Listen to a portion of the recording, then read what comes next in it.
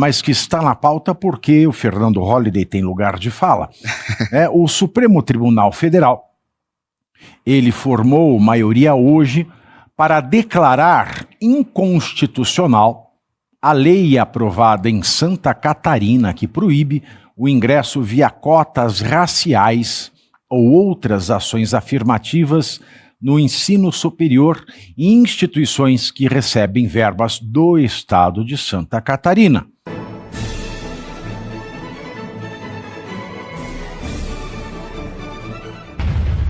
Mas que está na pauta porque o Fernando Holliday tem lugar de fala. O Supremo Tribunal Federal, ele formou maioria hoje para declarar inconstitucional a lei aprovada em Santa Catarina que proíbe o ingresso via cotas raciais ou outras ações afirmativas no ensino superior em instituições que recebem verbas do estado de Santa Catarina. O sexto voto pela inconstitucionalidade foi do ministro Edson Fachin.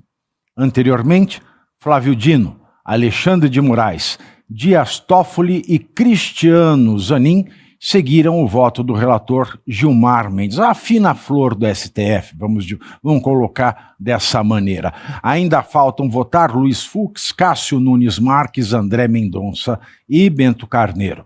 O texto, aprovado em dezembro do ano passado na Assembleia Legislativa Catarinense e sancionado pelo governador Jorginho Melo do PL, estabelecia a proibição da política de reserva de vagas para estudantes, professores e técnicos através de cotas de gênero ou outras ações afirmativas, como indígenas e pessoas trans, por exemplo.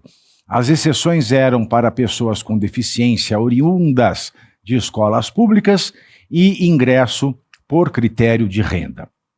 As justificativas por escrito dos votos de Moraes, Toffoli e Zanin ainda não estão disponíveis no processo, e como o julgamento acontece em sessões virtuais, não há obrigatoriedade da apresentação de voto, com exceção do relator e de votos divergentes.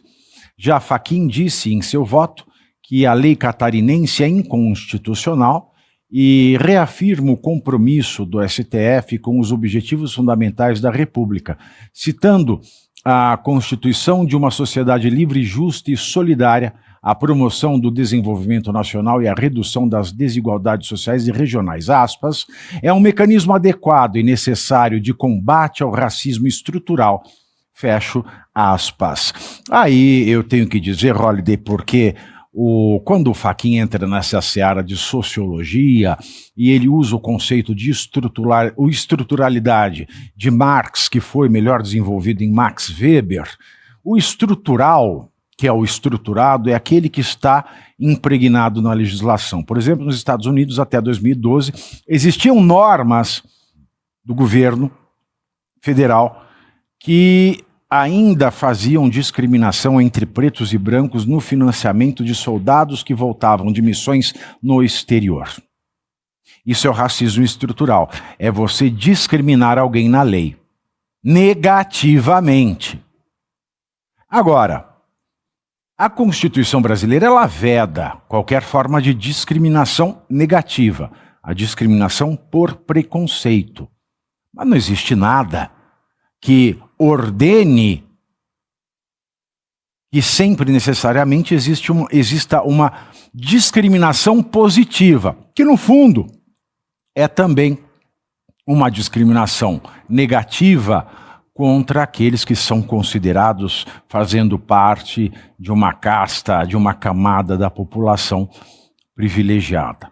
Agora, essa maioria do STF, formada desta fina flor de ministros que estão imunes a qualquer crítica, ela serve como um rasgo, mais um rasgo na Constituição no que diz respeito ao pacto federativo. Isso aqui não é uma federação.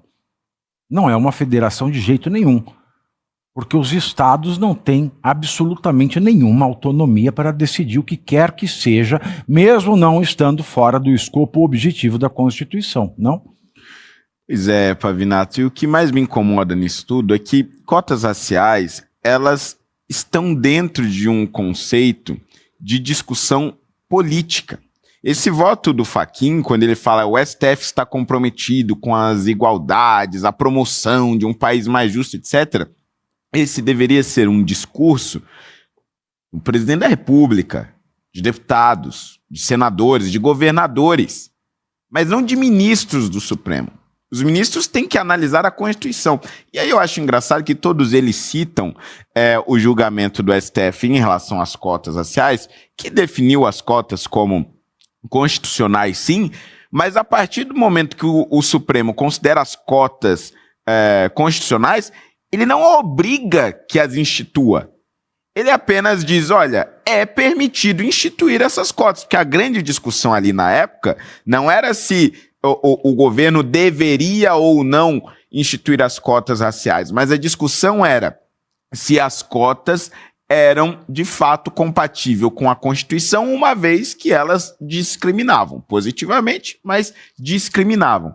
E aí há uma discussão antiga do Thomas Sowell, que ele traz naquele seu livro já antigo, né? Precisaria de algumas atualizações, mas ainda uma discussão muito válida, que é o Ação Afirmativa ao Redor do Mundo, onde ele analisa diversos países que instituíram justamente o sistema de cotas raciais, e ele vai identificar que estes países que instituíram muito antes do Brasil, a Índia, por exemplo, tem desde os anos 50, ele vai perceber que isso aprofundou a divisão entre os povos. Isso acabou gerando mais ódio, distanciando as pessoas, tirando o sentimento de povo único, de uma nação, tirando o sentimento até mesmo de raça humana, porque você vai subdividindo as pessoas em categorias e vai criando um mal-estar entre elas. Aqui no Brasil você tem diversas pesquisas no campo da psicologia, por exemplo, analisando como esses cotistas se desenvolvem dentro das universidades. Apesar de, na maioria dos casos, eles alcançarem boas notas e até mesmo se equipararem aos não cotistas, o efeito psicológico é devastador, porque eles são tratados de forma subjetiva como se não fossem capazes para estar ali, quando, na verdade, é justamente o contrário. São extremamente capazes e inteligentes, mas a forma pela qual são incluídos é uma forma que os deslegitima.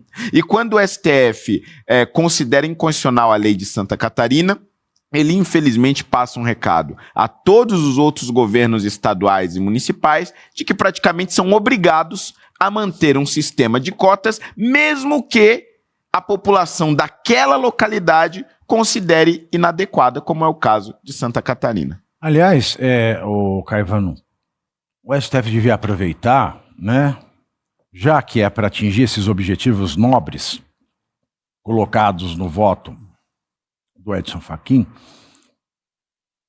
ele devia estabelecer o seguinte: todos os bilionários brasileiros, eles têm que ter uma cota para contratação de advogados que não se deitam com ministros do STF. Você não acha isso justo? Muito mais que justo, né? Muito mais que justo para ser igualitário. Porque vem a Vivi, ela é fominha, ela quer tudo pra ela. Sim, ela e agora esse que foi preso numa operação e que recebeu, acho que mais do que ela, inclusive, hein? Fechou um acordo lá de 146 milhões. Mas vamos voltar. Achei interessante porque eu ia citar o Thomas Sowell, né, que era economista, e era negro. Né? E defendia, eu não lembro agora o nome do livro dele que eu li sobre isso, mas tinha dentro do título falácias, eram sobre as falácias tratadas principalmente nessas políticas de cotas, políticas sociais, né, de defesa do indivíduo, que na verdade, segundo ele mesmo, traça no livro dele com números, com estatísticas, prejudicou o desenvolvimento do negro americano.